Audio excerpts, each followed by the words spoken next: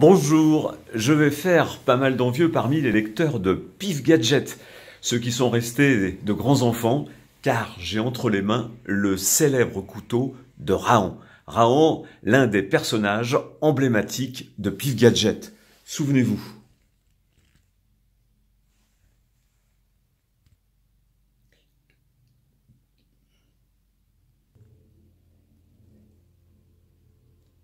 Et celui qui a créé le couteau est à mes côtés. Jacques Nicolaou, bonjour. Vous dessiniez deux personnages célèbres de Pif Gadget, Placide et Museau, mais vous avez créé une douzaine de gadgets, dont le plus célèbre est le couteau de Raon. Et là, c'est l'original. Racontez-moi un petit peu. On m'a demandé de réaliser en bois, en acajou, en cipeaux. Alors j'ai réalisé ce modèle-là, assez filé quand même. Et une fois réalisé, ils l'ont passé en fabrication en plastique parce qu'ils ne voulaient pas que les enfants se blessent avec. Mais l'original, et j'ai encore dans les mains, et ça fait des années que je garde précieusement dans ma bibliothèque. Voilà. C'est vrai que vous étiez dessinateur industriel. Ça a aidé pour créer ce type de gadget. Oui. Comme je travaillais dans le dessin industriel, alors on m'a demandé, au fait, tu dessines, mais tu peux pas nous faire des gadgets. J'en ai fait une douzaine. Le principal, c'était le couteau de Raon que j'ai entre les mains et je garde précieusement. Mais après, ils l'ont fabriqué, mais en plastique. Il ne fallait pas que les enfants se blessent avec. Ils auraient été capables de tourner son copain avec ça. Ça, c'est le couteau en plastique que l'on trouvait dans Pif, en voilà, fait. Hein. Oui. Et là-dedans. Jacques, le dessinateur, il était content de votre fabrication, le dessinateur de Raon? Oui. Il était très sympathique et il a apprécié. Et lui, c'est pareil. Et il a le couteau en plastique, mais l'original, c'est comme moi qui l'ai gardé. Je n'ai pas voulu lui donner. Alors, Raon, dessiné et créé par André Chéret, avec, pour les textes, souvent Roger Lecureux, mais il y a quelque chose quand même d'assez extraordinaire. Vous l'avez vu travailler et dessiner. Comment faisait-il? Il travaillait avec une simplicité. Je peux montrer son résultat, comme il travaillait dans sa tête. Alors, il avait deux crayons. Là, c'est les couteaux. On imagine que ce sont des crayons, oui.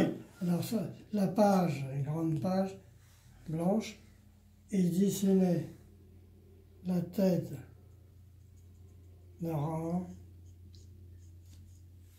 de gauche et droite, et qu'il faisait par les yeux, la bouche. Tout son personnage était fait en deux morceaux, en une seule fois.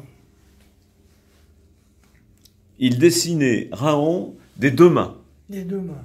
Et ça vous impressionnait apparemment. Ah oui, ça m'a impressionné parce qu'il travaillait avec une précision.